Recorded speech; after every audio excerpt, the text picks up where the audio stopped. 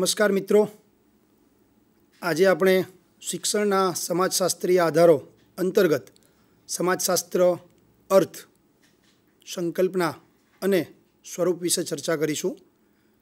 મૂળભૂત રીતે જોઈએ તો સમાજશાસ્ત્ર એ ખૂબ જ ચર્ચિત અને ખૂબ જ બોલાતો શબ્દ છે। સમાજશાસ્ત્રના અર્થની સાથે આપણે વિવિધ સમાજશાસ્ત્રીઓ દ્વારા અપાયેલ વ્યાખ્યાઓ, अर्थ અને વ્યાખ્યાને આધારે તેની સંકલ્પના તારવીશું અને સમાજશાસ્ત્રનું સ્વરૂપ કેવું હોય, સમાજશાસ્ત્રનું કલેવર શું હોય એની આપણે અહીં આજ વિસ્તૃત છણાવટ કરીશું। સૌપ્રથમ વાત કરીએ તો સમાજશાસ્ત્રના કેન્દ્રમાં વ્યક્તિ છે। વ્યક્તિ વ્યક્તિ વ્યક્તિ મળે એમાંથી એક જૂથ બને। ઘણા બધા વ્યક્તિઓ ભેગા મળી જૂથ બનાવે। જૂથમાંથી એક નાના સમાજની અથવા સમાજની એક પ્રતિકૃતિની રચના થાય અને આવા ઘણા બધા નાના નાના સમૂહોમાંથી નાના નાના સમાજ બને અને એ સમગ્રતયા એક સમાજની રચના થતી જોવા મળે છે। વિશેષમાં વાત કરીએ, વ્યક્તિ એ સમાજના કેન્દ્રમાં છે। માનવી સમાજમાં રહે છે। માનવને પોતાને સમાજને જાણવાની, આસપાસ બનતી ઘટનાઓની, આસપાસ જે કંઈ ચર્ચાઓ ચાલે છે એ સમજવાની હંમેશા જિજ્ઞાસા રહે છે, એક ઉત્સુકતા રહે છે। આ કારણથી વ્યક્તિ પોતાની રીતે સમાજને સમજવાની કોશિશ કરે છે અને એને આધારે કંઈક અર્થઘટનો પોતાની રીતે ધારણામાં મૂકે છે। આ પ્રકારના જે કંઈ અર્થઘટનો છે એને આધારે વ્યક્તિ પોતે એક સંકલ્પના સ્પષ્ટ કરે છે, જેમાં એ સંકલ્પના સમૂહની હોઈ શકે, જૂથની હોઈ શકે કે કોઈ પણ પ્રકારના સમાજની હોઈ શકે। માનવ પાસે સમાજનો વ્યવસ્થિત અને વૈજ્ઞાનિક અભ્યાસ કરવાની સૂઝ નહોતી। જો આપણે આપણા પ્રાચીન સમયમાં જઈશું, ભૂતકાળમાં જઈશું, તો જે કંઈ વ્યક્તિઓ છે એ વ્યક્તિઓ દરેક બાબતને સમજીને પોતાની રીતે એનું અર્થઘટન કરતા હતા। આ પ્રકારના જે અર્થઘટનો છે એની અંદર જે તે વ્યક્તિ પોતાની રીતે અર્થઘટન કરતી હોવાને કારણે ઘણી વખત એના અર્થઘટનોએ સમાજ માટે ક્યારેક ફલદાયી નથી નીવડ્યા। આ કારણથી માનવ પાસે પોતાની રીતે સમાજને જે કંઈ અર્થઘટન કરવાનું હતું એની ધીમે ધીમે સૂઝ આવતી ગઈ, ધીમે ધીમે એની સમજણ આવતી ગઈ। 16મી સદીમાં માનવીની આસપાસના કુદરતના વિવિધ પાસાઓનું એણે અર્થઘટન કરવાનું શરૂ કર્યું। એટલે કે પોતાની એક ફ્રેમ હતી, પોતાનો એક દાયરો હતો, એ દાયરાથી બહાર જઈને વ્યક્તિએ વિચારવાની શરૂઆત કરી અને આને આધારે વ્યક્તિને પોતાની રીતે એક નવું જ્ઞાન પ્રાપ્ત થયું, નવી માહિતી પ્રાપ્ત થતી રહી। આ માહિતીને ધ્યાનમાં રાખીને વ્યક્તિએ ધીમે ધીમે પોતાની જાતને વધારે સમૃદ્ધ કરી। એ જ્ઞાનના સંદર્ભમાં હોઈ શકે કે એના પોતાના વિકાસના સંદર્ભમાં પણ હોઈ શકે। માનવ સમાજનો અને માનવના સામાજિક સંબંધોનો વ્યવસ્થિત અભ્યાસ કરવો જોઈએ એવી વિચારધારા ધીમે ધીમે આ સમયની સાથે વિકસતી ગઈ અને વ્યક્તિઓએ, માનવોએ, અલગ અલગ જૂથોએ, સમાજોએ પોતાના સમાજને, પોતાના જૂથને કે સ્વને વિકસિત કરવાની એક શરૂઆત કરી। આનાથી થોડાક આગળ જઈએ તો આપણે હાલના તબક્કે જેને આધુનિક સમાજ માનીએ છીએ અથવા આધુનિક સમાજ કહીએ છીએ તેનો ઉદ્ભવ અથવા એ વિચારધારાનો ઉદ્ભવ, એ શાસ્ત્રનો ઉદ્ભવ 19મી સદીના પૂર્વાર્ધમાં ફ્રાન્સમાં થયો। આપ સૌએ એક સમાજશાસ્ત્રીના નામથી આપણે સૌ વિદિત છીએ, એ છે ઓગસ્ટ કોમ્તે, જેને સમાજશાસ્ત્રના પિતા તરીકે સમગ્ર દુનિયાની અંદર નામના કેળવી છે। એમણે એવું કીધું છે કે સમાજશાસ્ત્ર એક અલગ પ્રકારનું વિજ્ઞાન છે, એક વિશિષ્ટ પ્રકારનું વિજ્ઞાન છે। હવે જો વાત કરીએ તો સમાજશાસ્ત્ર એ વિજ્ઞાન કેવી રીતે હોઈ શકે?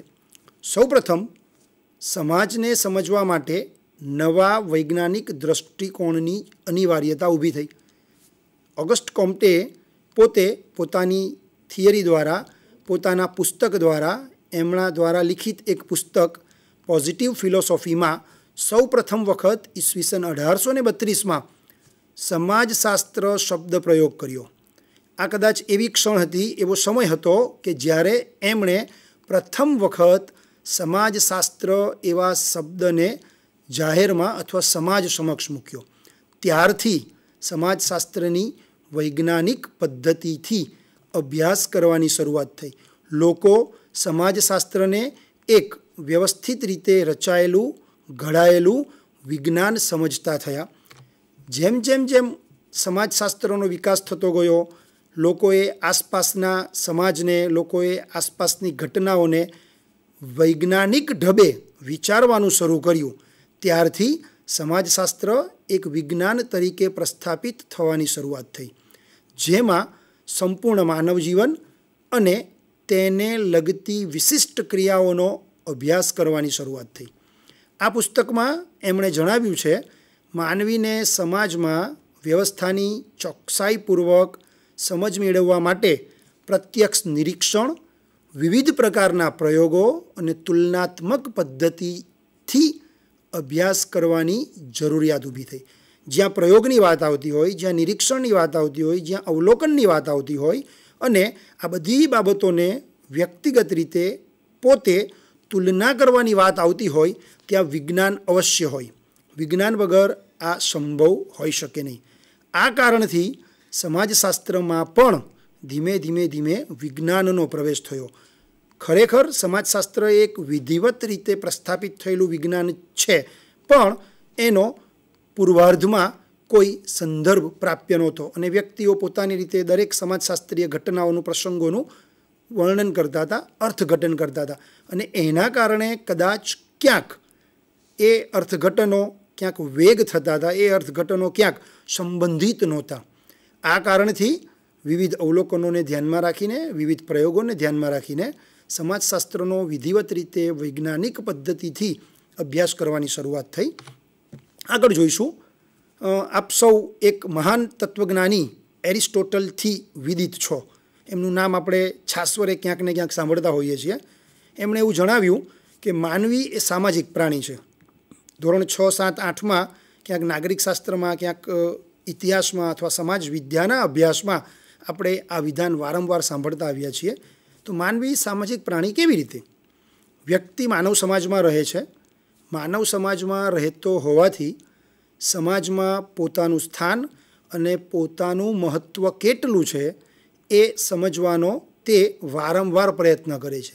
કોઈક જગ્યાએ પદ, પ્રતિષ્ઠા, હોદ્દો અથવા તમે ક્યાંક જાઓ છો તો એક વ્યક્તિગત તરીકે તમે ક્યાંક જાઓ છો તો તમારી નોંધ કેટલી લેવાઈ, કેવી તમારી નોંધ લીધી, આ બધી બાબતોમાં વ્યક્તિ રસ ધરાવતો થયો. આ સમગ્ર બાબતો સમાજ સાથે સંકળાયેલી હોવાને કારણે માનવી સમાજને સમજવા પોતાની આગવી સૂઝનો ઉપયોગ કરતો થયો અને પોતાની રીતે પ્રયત્ન કરતો થયો. આને કારણે માનવ સમાજને સમજવામાં થોડીક ખામીઓ સર્જાવા લાગી. હું મારી રીતે સમાજનું અર્થઘટન કરું, કોઈ ઘટનાનું અર્થઘટન કરું, પ્રસંગનું અર્થઘટન કરું, બીજી કોઈ વ્યક્તિ છે તો એ એની રીતે ઘટના, પ્રસંગ કે સમાજનું કે જૂથનું અર્થઘટન કરે, કોઈ ત્રીજી વ્યક્તિ છે એ આનું અર્થઘટન પોતાની રીતે જ કરે. આમ ક્યાંક ક્યાંક ખામીઓ સર્જાવા લાગી અને વિચારભેદ સાથે સાથે મનભેદ પણ વધતો ગયો. કારણ કે આ દરેક અર્થઘટનોમાં, આ દરેક અર્થઘટનની પદ્ધતિમાં વૈજ્ઞાનિક ઢબનો અભાવ હતો અથવા તો વૈજ્ઞાનિક ઢબનો અભાવ જોવા મળતો હતો. 16મી સદીમાં માનવ સમાજને સમજવા માટે પદ્ધતિસરના પ્રયત્નો શરૂ થયા. આ પ્રયત્નો અંતર્ગત તત્વજ્ઞાન, નીતિશાસ્ત્ર, ધર્મશાસ્ત્ર જેવા વિવિધ પ્રકારના આદર્શ શાસ્ત્રોનો આધાર લેવામાં આવ્યો અને પરિણામે સમાજશાસ્ત્રમાં નવી નવી શાખાઓનો ઉદ્ભવ થયો. આપણે સૌએ સાંભળ્યું હશે કે તત્વજ્ઞાન એ સઘળી શાખાઓની, સર્વ શાખાઓની જનની છે. મૂળભૂત રીતે જોઈએ તો તત્વજ્ઞાન એ મૂળ શાસ્ત્ર છે અને તત્વજ્ઞાનમાંથી આજે જે કોઈ આપણે વિદ્યાઓ જોઈએ છીએ, જે કોઈ શાખાઓ જોઈએ છીએ, જે કોઈ ડિસિપ્લિન જોઈએ છીએ એ તત્વજ્ઞાનમાંથી છૂટી પડી છે. સેમ એ વખતે મુખ્યત્વે 2 શાખાઓ અસ્તિત્વમાં આવી. એમાં એક હતી પ્રાકૃતિક વિજ્ઞાન એટલે કે શુદ્ધ વિજ્ઞાન, પ્યોર સાયન્સ. બીજી હતી સામાજિક વિજ્ઞાન, સોશિયલ સાયન્સ. હાલમાં એના માટે એક સરસ મજાનો શબ્દ પ્રચલિત છે અને એ છે હ્યુમેનિટીઝ. જેની અંદર આપણું શિક્ષણ જગત પણ સમાવિષ્ટ છે. આ બે શાખાઓને ધ્યાનમાં રાખીને માનવે, વ્યક્તિએ, સમાજે પોતાનો વિકાસ કરવાનું નિર્ધાર્યું. આગળ જઈએ તો સામાજિક વિજ્ઞાન, પ્રાકૃતિક વિજ્ઞાન. તેમાં શબ્દ એક સમાન છે કે વિજ્ઞાન એટલે શું.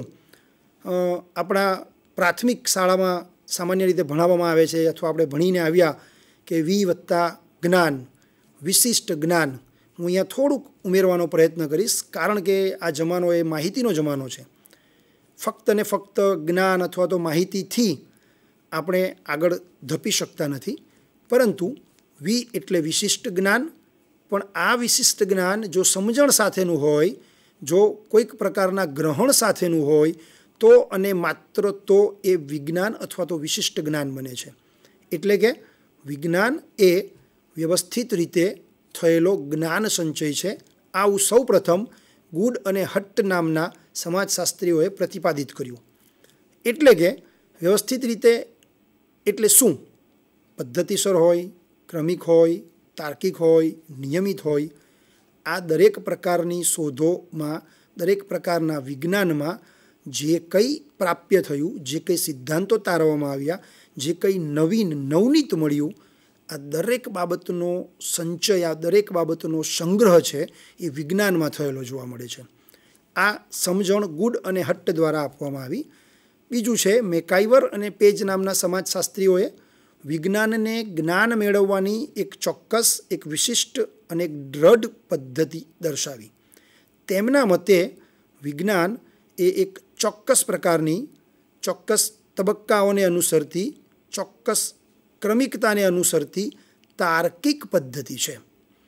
વિજ્ઞાન એ તાર્કિકતા સાથે, ક્રમિકતા સાથે, નિયમિતતા સાથે પ્રાપ્ત પદ્ધતિસરનું જ્ઞાન છે, જે વ્યક્તિને આસપાસના જગતને, આસપાસની વાસ્તવિકતાને, આસપાસ રહેલા સઘળા સમાજને સમજવા માટેની એક નવી દ્રષ્ટિ આપે છે, એક નવો દૃષ્ટિકોણ આપે છે. અને એ વિજ્ઞાન હોવાને કારણે વ્યક્તિમાં ક્યાંક ને ક્યાંક વૈજ્ઞાનિક દૃષ્ટિકોણનો આવિષ્કાર પણ થતો જોવા મળે છે. વિજ્ઞાન વ્યક્તિને વધુ વિચારવાની તક આપે છે. આઉટ ઓફ ધી બોક્સ, બહાર જઈને વિચારવાની એક સુંદર મજાની તક પૂરી પાડે છે. અને આપણે જેમ સામાન્ય રીતે કહેતા હોઈએ છીએ એ રીતે અંધકાર તરફથી ઉજાસ તરફ, અજવાળા તરફ લઈ જવા માટેનો એક મુક્ત, મોકળો માર્ગ વિજ્ઞાન દ્વારા પ્રદાન કરવામાં આવે છે. બીજો શબ્દ હતો આપણી પાસે તો કે ભાઈ સામાજિક વિજ્ઞાન એટલે શું? વિજ્ઞાનની અંદર આગળ એક શબ્દનો ઉમેરો થયો અને એ છે સામાજિક. પ્રાકૃતિક વિજ્ઞાન અને સામાજિક વિજ્ઞાન બંને માનવ સમાજને ગાઢ રીતે અસર કરનાર વિજ્ઞાનો છે.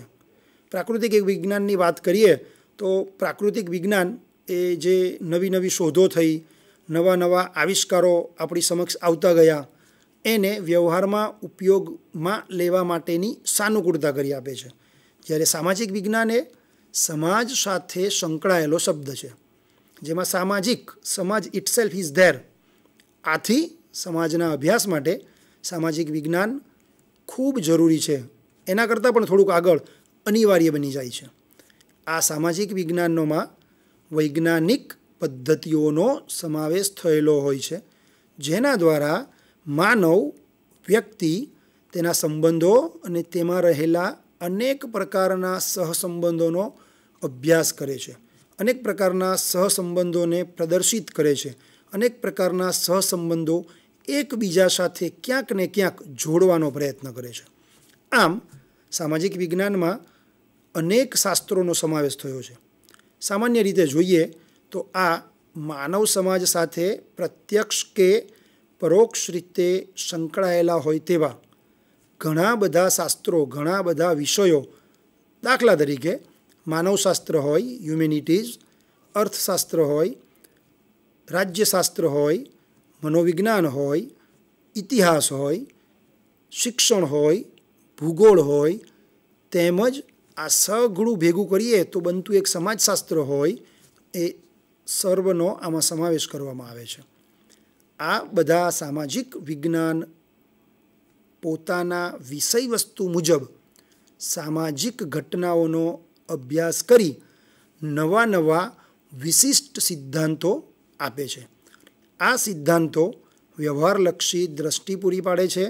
વ્યક્તિને સમાજમાં જઈને લોકોની વચ્ચે કેવું વર્તન કરવું, કેવી રીતે વાતચીત કરવી, હોદ્દા પ્રમાણે, જે તે વ્યક્તિની આવડત પ્રમાણે, જે તે વ્યક્તિના કદ પ્રમાણે તમારે એમની સાથે કેવી રીતે વર્તન વ્યવહાર કરવો, એ સઘળી સમજ સામાજિક વિજ્ઞાન દ્વારા આપણને પૂરી પાડવામાં આવે છે.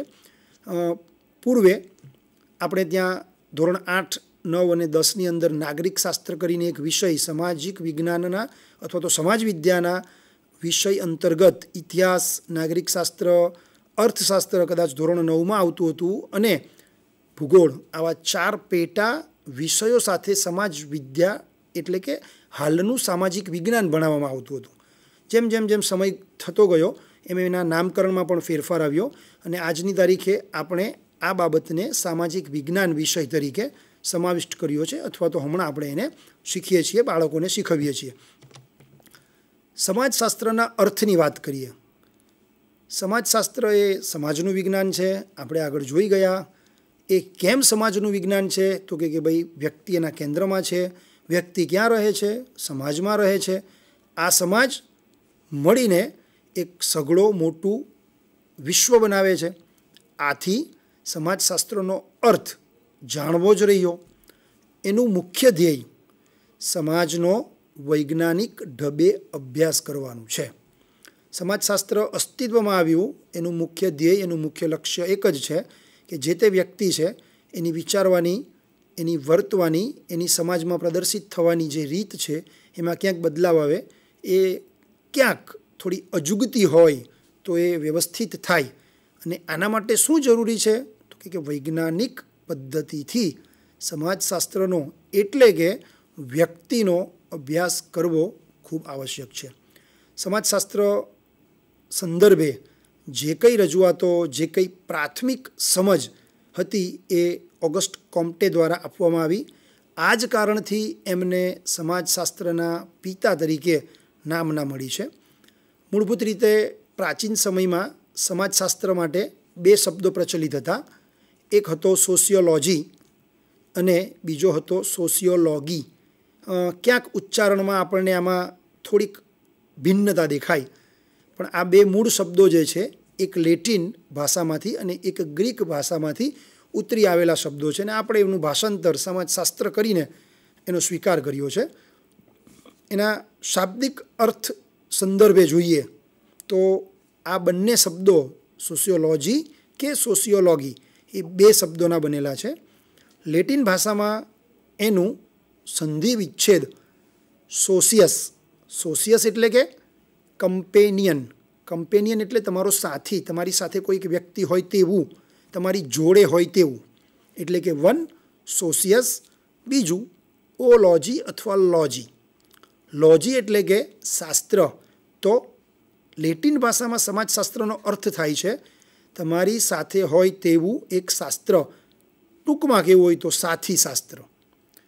સેમ શબ્દનો અર્થ ગ્રીક ભાષામાં પણ ઘટાડવામાં આવ્યો. ગ્રીકમાં એનું થોડું નામકરણ અથવા ઉચ્ચારણ થોડું અલગ છે. સોસિએટસ એટલે કે સોસાયટી, સમાજ.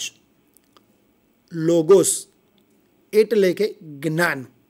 તો ગ્રીક ભાષાનું જો અર્થ ઘટાવીએ, ગ્રીક ભાષામાં સોશિયોલોજીનો અર્થ ઘટાવીએ તો એ સમાજનું જ્ઞાન કે સમાજનું શાસ્ત્ર એવો એક અર્થ થાય છે.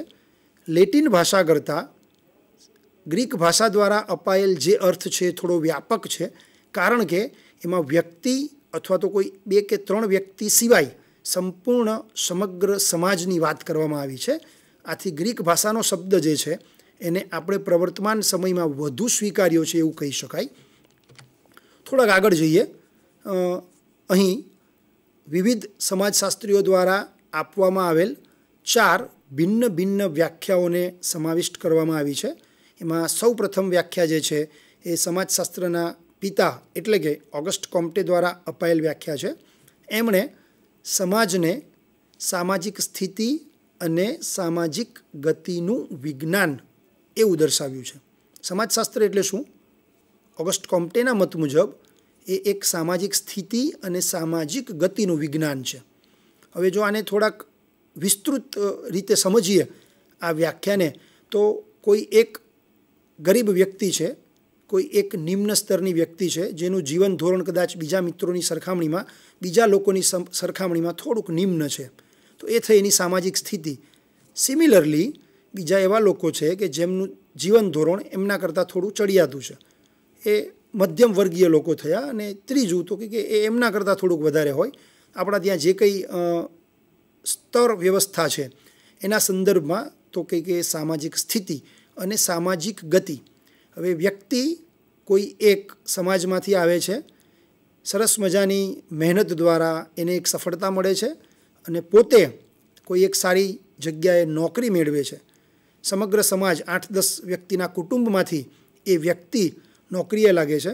2 વર્ષે 5 વર્ષે એ વ્યક્તિ જે છે એના વ્યક્તિગત કુટુંબની, એના કુટુંબની પરિસ્થિતિ સુધરે છે. પરિણામે એની સામાજિક સ્થિતિમાં સુધાર આવે છે. આથી એ સામાજિક ગતિનું વિજ્ઞાન છે. બીજી વ્યાખ્યા જોઈએ, મેકાઈવર અને પેજ દ્વારા અપાયેલી છે. એમના મત મુજબ સમાજશાસ્ત્ર એ સામાજિક સંબંધોની પ્રસ્થાપિત વ્યવસ્થાનો અભ્યાસ કરતું શાસ્ત્ર છે. આપણે અલગ અલગ સમાજોને ધ્યાનમાં રાખીને જો આ વ્યાખ્યાનું અર્થઘટન કરીએ તો દરેક સમાજને પોતાના સામાજિક સંબંધો છે, પોતાની સામાજિક રૂઢિઓ છે, પોતાના સામાજિક નીતિ નિયમો છે. આ દરેક બાબત એ જે તે સમાજે તેની વ્યવસ્થા માટે પ્રસ્થાપિત કરી છે. આ દરેક પ્રસ્થાપિત જે વ્યવસ્થા છે, જે તે સમાજને સુચારુ રૂપે ચલવે છે, જે તે સમાજનો સુચારુ રૂપે વિકાસ થાય એના માટે જવાબદાર છે. તો એનો અભ્યાસ કરતું શાસ્ત્ર એ સમાજશાસ્ત્ર છે. ત્રીજી વ્યાખ્યા જે છે એ ઊંડાણપૂર્વક અને થોડી વિસ્તૃત રીતે અપાયેલ વ્યાખ્યા છે, અને એ વ્યાખ્યા જોન્સન નામના સમાજશાસ્ત્રી દ્વારા આપવામાં આવી છે. સમાજશાસ્ત્ર સામાજિક જૂથોનો અભ્યાસ કરે છે. આવા જૂથોના આંતરિક સ્વરૂપો, એનું જે આંતરિક બંધારણ છે તેને ટકાવી રાખવા તથા તેમાં પરિવર્તન લાવતી પ્રક્રિયાઓ અને આ જૂથો વચ્ચેના પારસ્પરિક સંબંધોનો અભ્યાસ કરે છે. એટલે કે જોન્સનના મત મુજબ સમાજશાસ્ત્ર એ જે તે જૂથને ધ્યાનમાં રાખીને, જે તે જૂથને કેન્દ્રમાં રાખીને એનો અભ્યાસ કરતું શાસ્ત્ર છે. કિંગ્સલે ડેવિસ સમાજશાસ્ત્ર માનવ સમાજનો અભ્યાસ કરે છે. માનવી પ્રાણીથી અંતર ધરાવે છે. માનવીની સંસ્કૃતિ અને પ્રાણીનો જે સમાજ છે એ બંને એકબીજાથી ભિન્ન છે, એ બંને એકબીજાથી જુદા છે. આથી સમાજશાસ્ત્રનું અભ્યાસ વસ્તુ એ ફક્ત ને ફક્ત વ્યક્તિ છે, અને વ્યક્તિ દ્વારા સમાજ બને છે.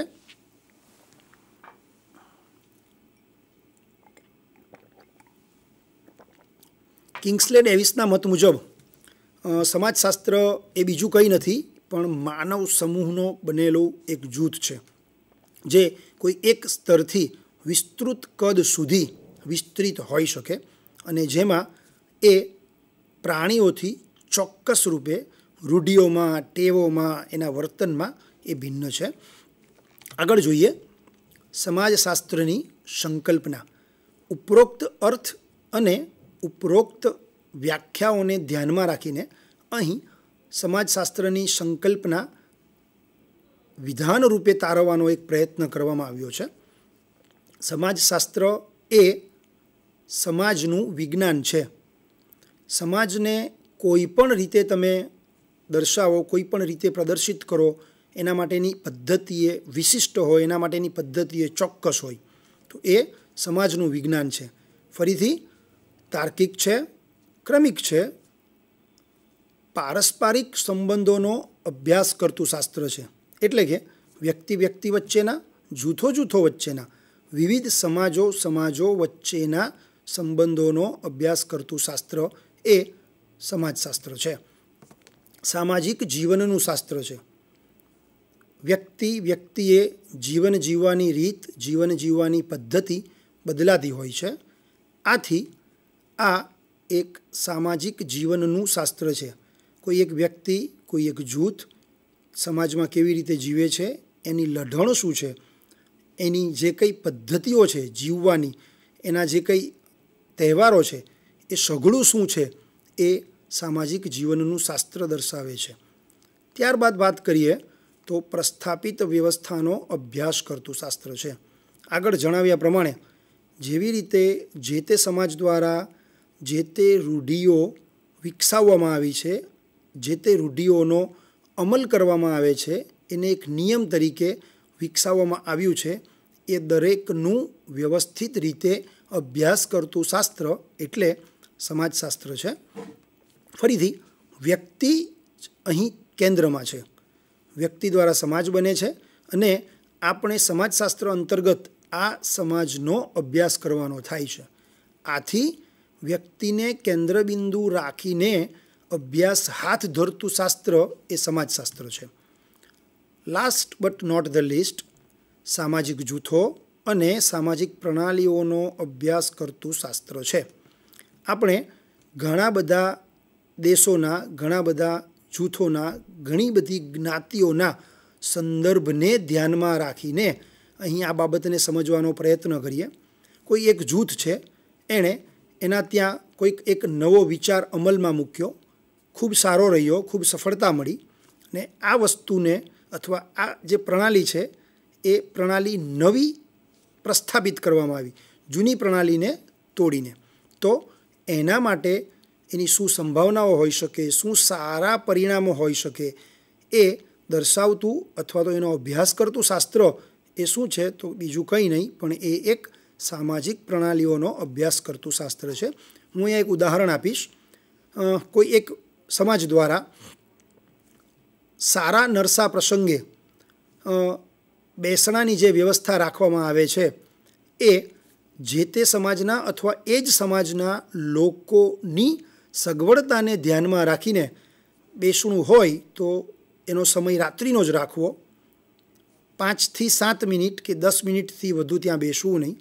રાત્રે 8 થી 9 કાં તો 8 થી 10 એનો સમય હોય, જેથી કરીને જે વ્યક્તિને ત્યાં જવું ઘટે એમ છે, જે વ્યક્તિને અનિવાર્યપણે ત્યાં જવાનું છે, એ વ્યક્તિ એનું દિવસ દરમિયાનનો જે કંઈ કાર્ય હોય, એની નોકરી હોય, એનું કાર્યસ્થળ પર જાય, એનું કામ પૂર્ણ કરે અને પછીના સમયમાં એનો વ્યવહાર કરે, જેથી કરીને જે તે વ્યક્તિને એના કાર્યસ્થળ પર કોઈ પણ પ્રકારની રજા પાડવાની જરૂર પડતી નથી અથવા તો કોઈ નોકરિયાત વર્ગને કોઈ પણ પ્રકારની રજા માંગવાની કે લેવાની જરૂર પડતી નથી. અને જે તે સમાજ સુચારુ રૂપે આ પ્રણાલીને અત્યારે અમલમાં મૂકીને સારી રીતે ચલાવે છે. એમાંથી પ્રેરણા લઈને બીજા નવા 3 થી 4 સમાજોએ પણ આ પ્રકારની એક પ્રણાલીને પોતાના સમાજમાં પ્રસ્થાપિત કરી છે. આ થઈ નરસા પ્રસંગની વાત. લગ્નની વાત કરીએ તો ઘણા બધા સમાજોએ 3 થી 4 દિવસ કે 3 થી 5 દિવસની બદલે હવે સવારથી લઈને સાંજ સુધીમાં, એટલે કે એક જ દિવસમાં લગ્નની સઘળી વિધિઓ પતી જાય અને લોકોનો સમય બચે, સમાજમાંથી આવતા જે કંઈ મિત્ર મંડળ છે એમનો સમય બચે, તો એ એક નવી પ્રસ્થાપિત થયેલી રીત છે. આ રીતે આપણે જણાવી શકીએ કે ભાઈ સમાજશાસ્ત્ર જે છે એ ગતિશીલ વિજ્ઞાન છે અથવા તો એ સતત વિકસિત થતું હોય એવું વિજ્ઞાન છે. આગળ જઈએ અને સમાજશાસ્ત્રના સ્વરૂપની વાત કરીએ. સમાજશાસ્ત્રનું સ્વરૂપ, એનું બંધારણ, એનું કલેવર કેવું હોય, શા માટે આપણે એને એક ચોક્કસ પ્રકારનું વિજ્ઞાન કહીએ છીએ, શા માટે એ એક અમૂર્ત વિજ્ઞાન છે, શા માટે એ એક વાસ્તવલક્ષી વિજ્ઞાન છે, એની આપણે વિસ્તૃત ચર્ચા કરીશું.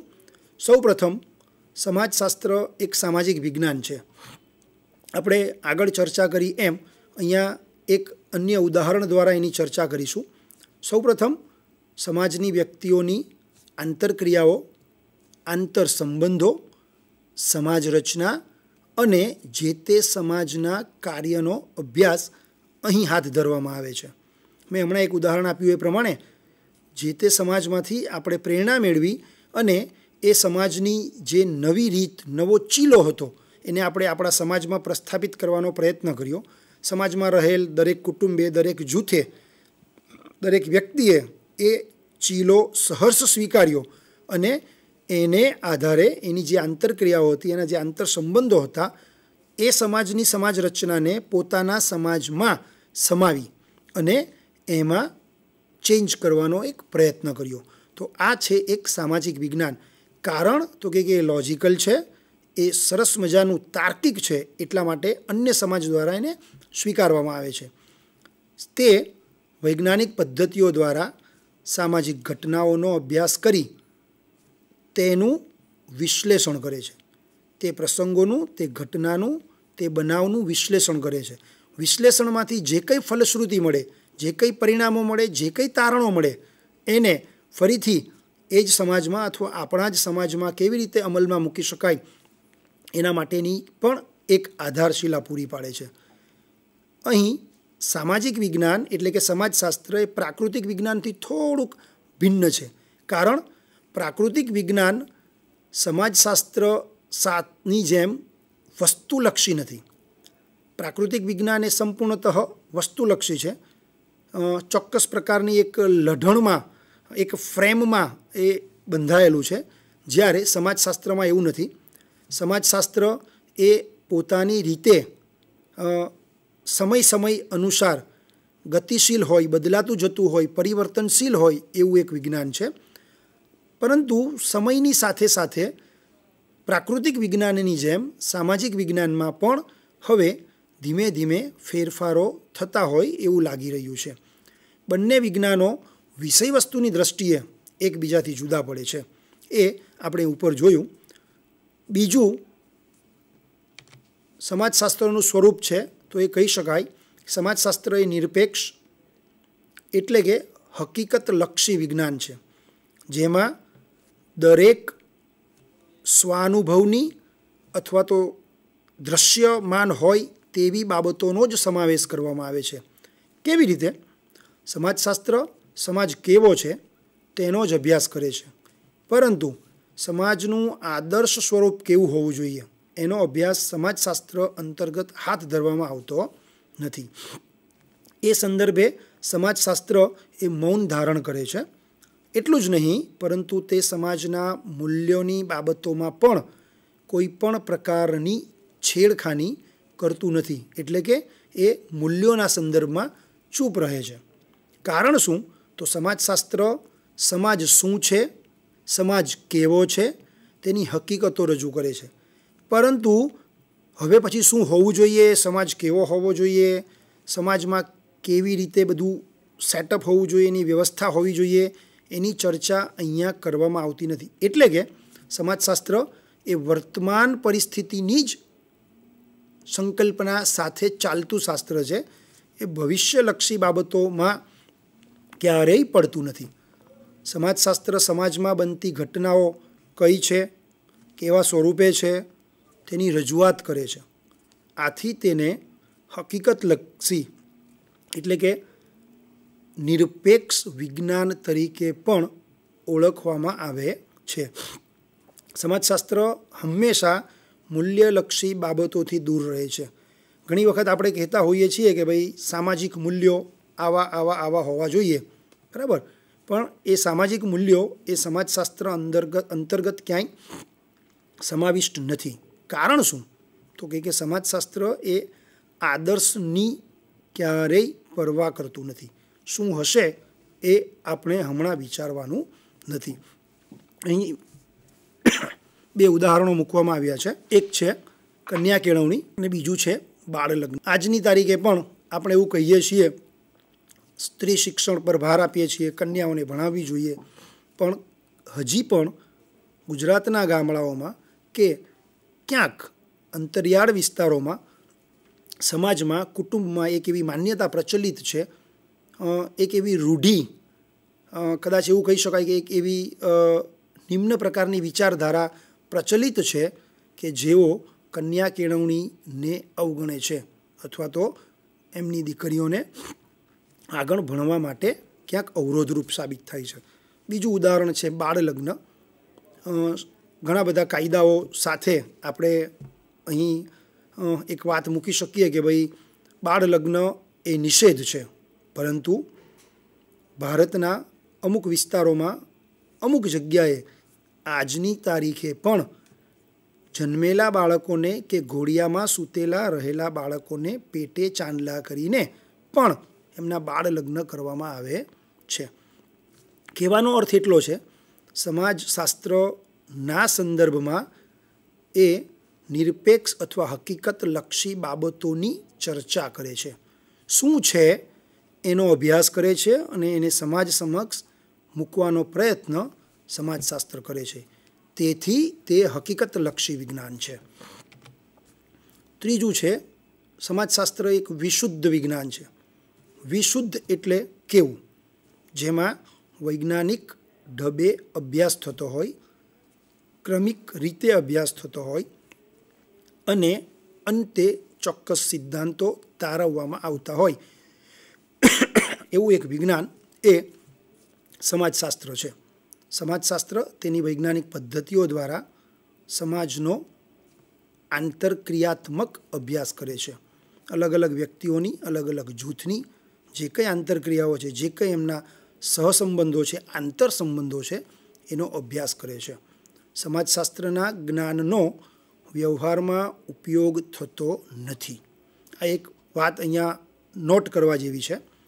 અન્ય પ્રાકૃતિક વિજ્ઞાનોનો જે અભ્યાસ છે તે માત્ર સિદ્ધાંત આપતો નથી, પણ એ સિદ્ધાંતનો વ્યવહારમાં કેવી રીતે ઉપયોગ કરવો, એ સિદ્ધાંત વ્યવહારમાં કેવી રીતે એપ્લિકેબલ છે, એની પણ એક સુચારુ રૂપે વ્યવસ્થા ઊભી કરે છે. સમાજશાસ્ત્ર સમાજની સમસ્યાઓ અને પરિવર્તનો વગેરેનો અભ્યાસ કરી વ્યવહારમાં કઈ રીતે ઉપયોગ કરી શકાય, એને રોજબરોજના વ્યવહારમાં, રોજબરોજના જીવનમાં કેવી રીતે સાંકળી શકાય, એ વિશે હવે ધીરે ધીરે વિચારતો થયો છે. એટલે કે સમાજશાસ્ત્ર એક ચોક્કસ પ્રકારની પદ્ધતિ સાથે સંકળાયેલું વિજ્ઞાન હોવાને કારણે એ એક વિશુદ્ધ વિજ્ઞાન છે. ત્યાર પછી જોઈએ, સમાજશાસ્ત્ર એક અમૂર્ત વિજ્ઞાન છે. જે કંઈ દ્રશ્યમાન છે એના સિવાય પણ સમાજશાસ્ત્ર કંઈક છે. એક અહીં ઉદાહરણ આપણે જોઈશું. કોઈ પણ દેશમાં પરમાણુ બોમ્બના ઉપયોગના ગેરલાભો લોકોને જણાવવામાં આવે કે ભાઈ પરમાણુ બોમ્બના ઉપયોગથી આવું થાય, એની આડઅસરો આવી હોઈ શકે, બરાબર. સમાજશાસ્ત્ર એનો જે કંઈ અસરો છે એ સમાજ સમક્ષ મૂકે છે, પરંતુ આ ઘટના અંતર્ગત આપણે એવું જ બીજું ઉદાહરણ પૂરું પાડી શકીએ નહીં. એટલા માટે અમૂર્ત વિજ્ઞાન છે. મૂર્ત એટલે કે દ્રશ્યમાન.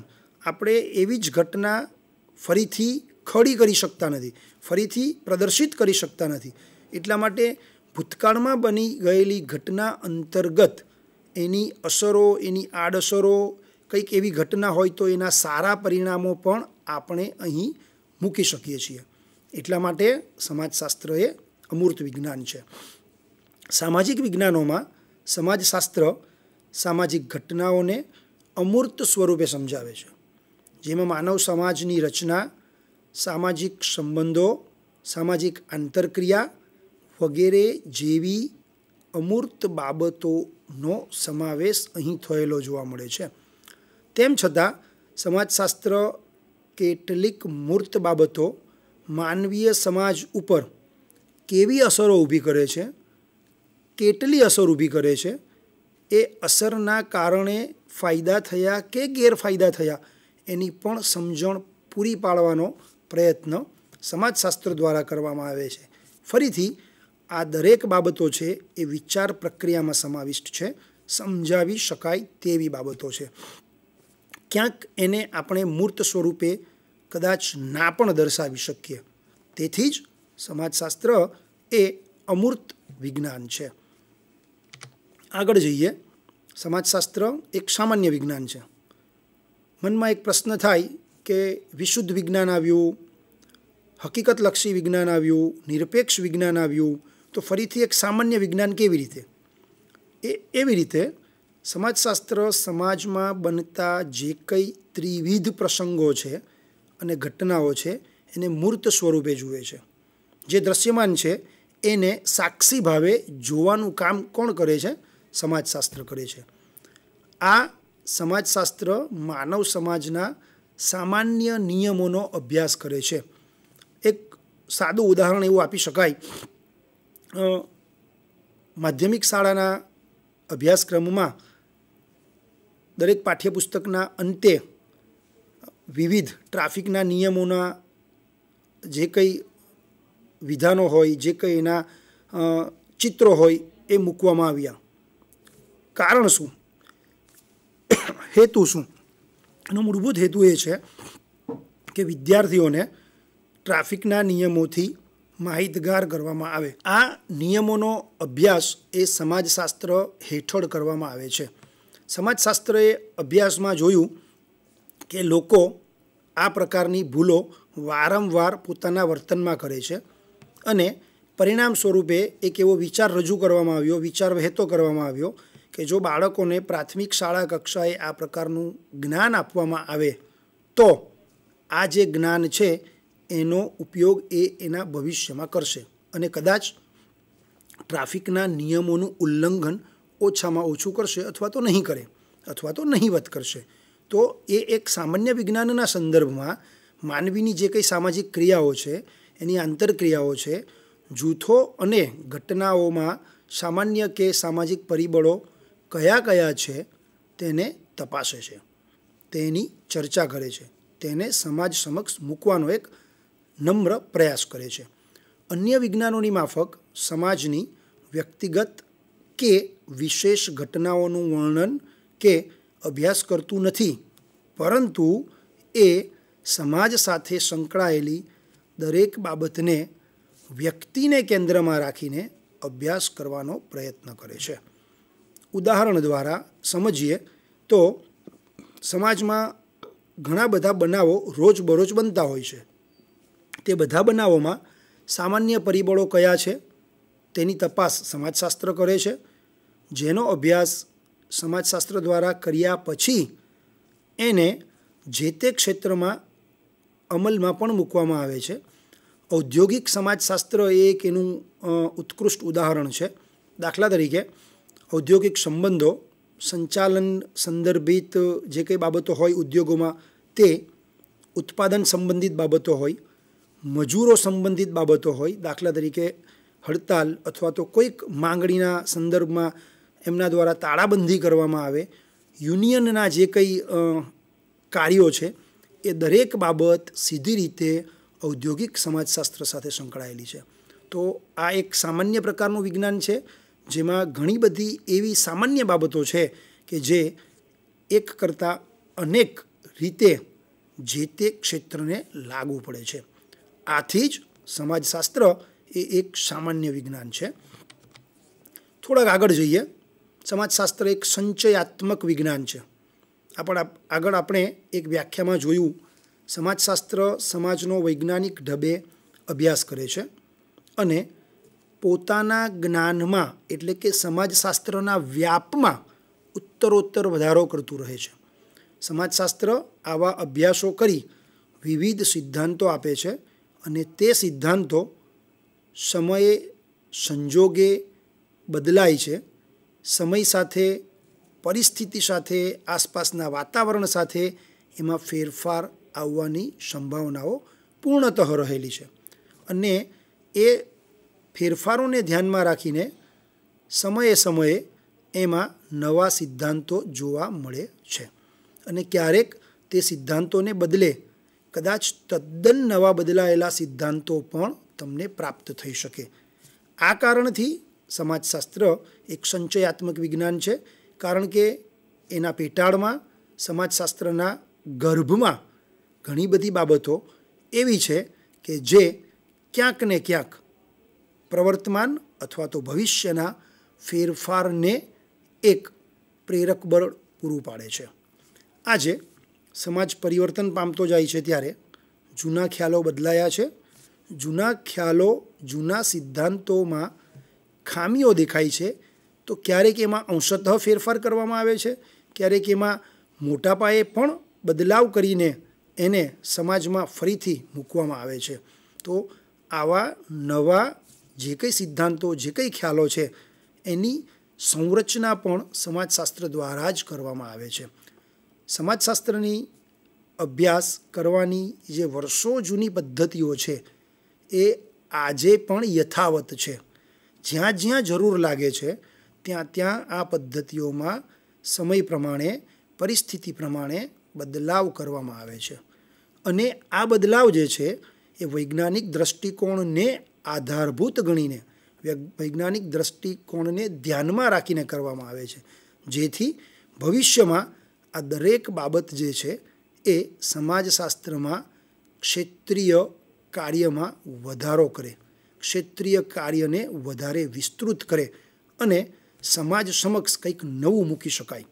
સમાજશાસ્ત્ર જ્ઞાનના સિદ્ધાંતોમાં, વિચારોમાં અને ખ્યાલોમાં સતત ઉમેરો કરે છે. આજે જે કંઈ હતું એના કરતાં કાલે કંઈક નવું છે, એના પછીના દિવસે એમાં કંઈક નવું ઉમેરાયું છે. આમ સમાજશાસ્ત્ર એ પૂર્વાર્ધથી લઈને, ભૂતકાળથી લઈને આજ સુધીના, અત્યાર સુધીના, આ ક્ષણ સુધીના જે કંઈ સુધારાઓ, જે કંઈ ફેરફારો, જે કંઈ પરિવર્તનો છે એ સઘળાનો સંગ્રહ કરે છે, સઘળાનો સંચય કરે છે. અને આથી જ સમાજશાસ્ત્ર એ સંચયાત્મક વિજ્ઞાન છે. ત્યારબાદ જોઈએ સમાજશાસ્ત્ર એક અનુભવાત્મક વિજ્ઞાન છે. આપણે ગુજરાતમાં એક કહેવત છે, ગરડા ગાડા પાછા વાળે, અને આની પાછળ જે વાર્તા પ્રચલિત છે એનાથી આપ સૌ વિદિત છો. એ જ વસ્તુ અહીં સીધી રીતે લાગુ કરી શકાય છે. અનુભવ વગર સમાજશાસ્ત્રનો પાયો કદાચ નબળો છે. સમાજશાસ્ત્ર વૈજ્ઞાનિક પદ્ધતિથી અને વૈજ્ઞાનિક દૃષ્ટિકોણથી પોતાના વિષય વસ્તુનો અભ્યાસ કરે છે. આ રીતે કરેલા અભ્યાસથી એકત્રિત કરવામાં આવેલી માહિતીને કે જ્ઞાનને ભવિષ્યમાં ચકાસી શકાય છે. તેમાં વૈજ્ઞાનિક વલણો, વસ્તુલક્ષિતા અને સંશોધકના મૂલ્યોનો સમાવેશ પણ થયેલો જોવા મળે છે. આ બધી બાબતોની સાથે સાથે અભ્યાસની માહિતી નિરીક્ષણ દ્વારા, અનુભવકારો દ્વારા મેળવવામાં આવેલી છે. તેથી જ આ વિજ્ઞાન, આ સમાજશાસ્ત્ર એ અનુભવાત્મક વિજ્ઞાન છે, અનુભવલક્ષી વિજ્ઞાન છે. અનુભવ વગરની વાત અહીંયા કદાચ નિરર્થક સાબિત થઈ શકે. એનાથી થોડા આગળ જઈએ. સમાજશાસ્ત્ર વાસ્તવદર્શી વિજ્ઞાન છે. આગળ કીધું તેમ જે અનુભવો, જે ઘટનાઓ, જે પ્રસંગો દેખાય છે એનું જ વર્ણન કરતું, એનો જ અભ્યાસ કરતું શાસ્ત્ર એ સમાજશાસ્ત્ર છે.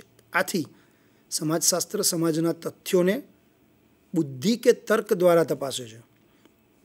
તેને સિદ્ધાંતો અને બુદ્ધિની જે કંઈ સમન્વય છે, જે કંઈ એનો સંબંધ છે એની એરણ પર મૂકે છે અને પછી એ કેટલું સાર્થક નીવડશે, કેટલું સફળ નીવડશે એને ચકાસે છે.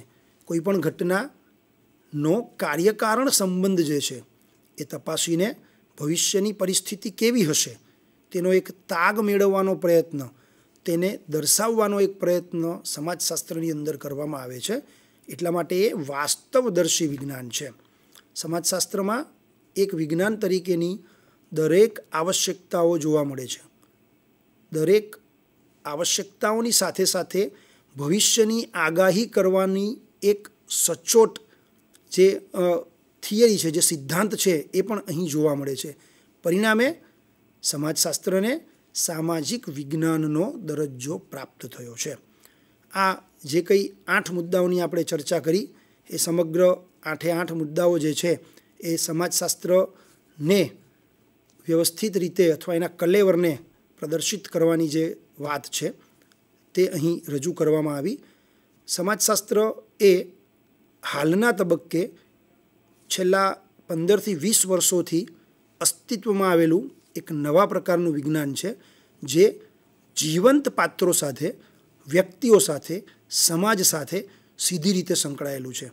અન્ય શાખાઓની સરખામણી કરીએ જો સમાજશાસ્ત્ર કે હ્યુમેનિટીઝ સાથે, અન્ય શાખાઓની અંદર કાર્ય કરતા લોકો જે છે એ મશીન સાથે કામ કરે છે, જ્યારે સમાજશાસ્ત્રની અંદર કાર્ય કરતા લોકો અથવા સમાજશાસ્ત્રીઓ જે છે એ જીવંત પાત્રો એટલે કે વ્યક્તિ સાથે કામ કરે છે. અને આ જ કારણથી સમાજશાસ્ત્ર એ હંમેશા ગતિશીલ શાસ્ત્ર રહ્યું છે. 15 વર્ષ પહેલાંની વાત કરીએ, આજની વાત કરીએ અને આજથી 5, 10 કે 15 વર્ષ પછીની પણ જો વાત કરવામાં આવે તો એમાં આસમાન જમીનનો ફરક હોઈ શકે. કારણ સમય અનુસાર, પરિસ્થિતિ અનુસાર જેમ જેમ જેમ વ્યક્તિને, જૂથને, સમાજને જરૂરિયાત જણાતી ગઈ તેમ તેમ આ દરેક ક્ષેત્રમાં ફેરફારો અનિવાર્ય રહ્યા છે અને એ અનિવાર્ય ફેરફારો કરવા જ રહ્યા. તેથી સમાજશાસ્ત્ર એ એક જીવંત શાસ્ત્ર પણ છે એમ કહી શકાય. ધન્યવાદ.